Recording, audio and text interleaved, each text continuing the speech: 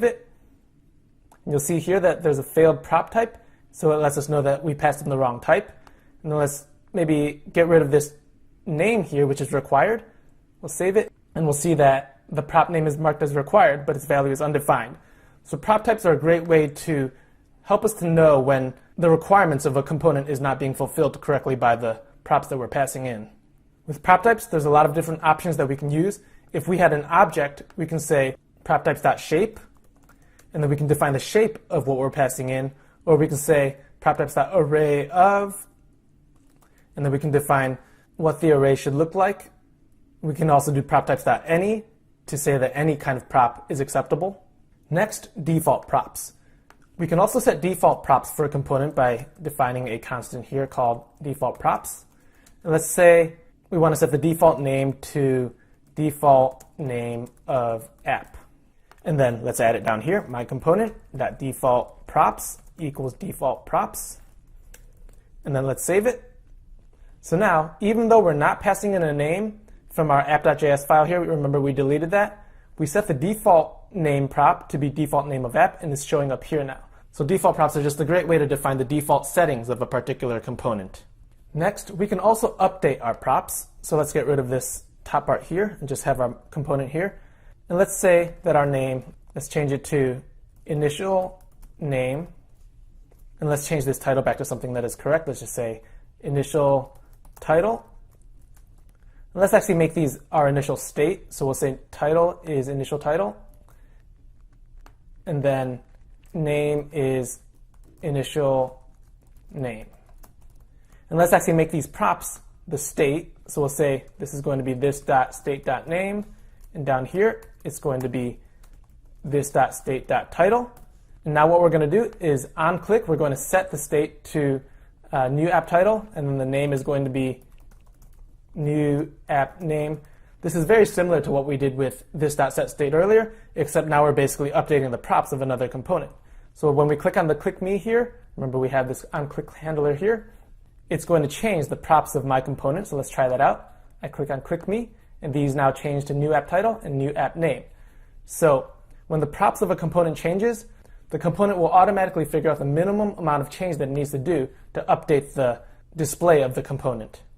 Next, let's talk about React lifecycle methods. If we click on this link right here, we'll see that the component has various lifecycle methods. So mounting methods would include component will mount, which will be run before component mounts, component did mount, which will be run after component mounts, component will receive props, which will be run before a component will receive props, which is pretty obvious.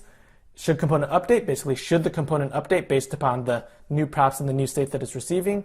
Component will update, which is run right before a component updates, and component did update, which is run right after a component updates.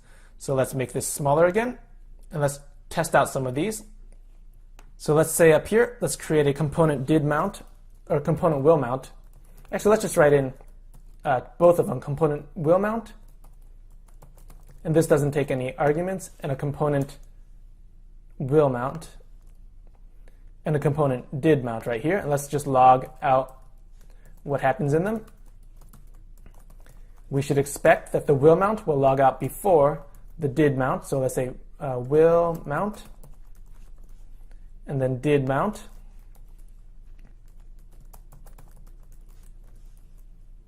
Let's refresh. So the will mount showed up before the did mount. Component will mount's a good place to make some AJAX requests so that you can get the data before the component mounts. Component did mount is a good way to maybe focus a field after the component loads. Now let's try some other ones. Let's try component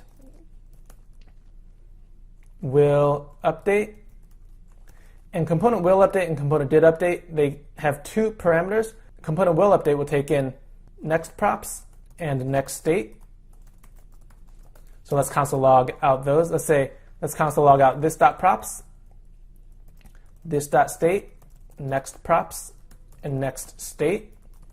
And then we'll click our button to see the difference. So when I do click me, we can see that the previous props were initial name, and the previous state was null. The next state was the new app name and the new app title, which we can see in here now. If we did component did update, this will change to prev props and prev state.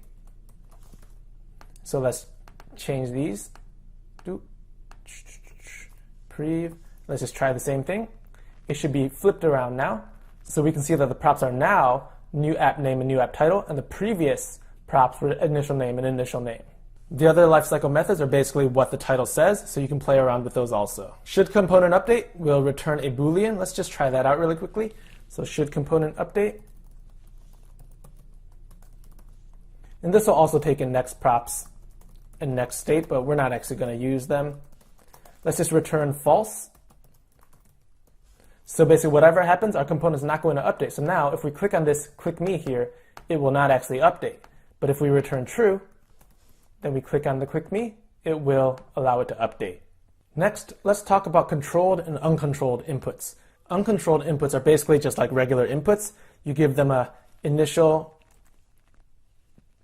you can give them a default value or no value at all, and they will basically behave just like a regular input. So this is basically a regular input right here. You can also give uncontrolled inputs a default value.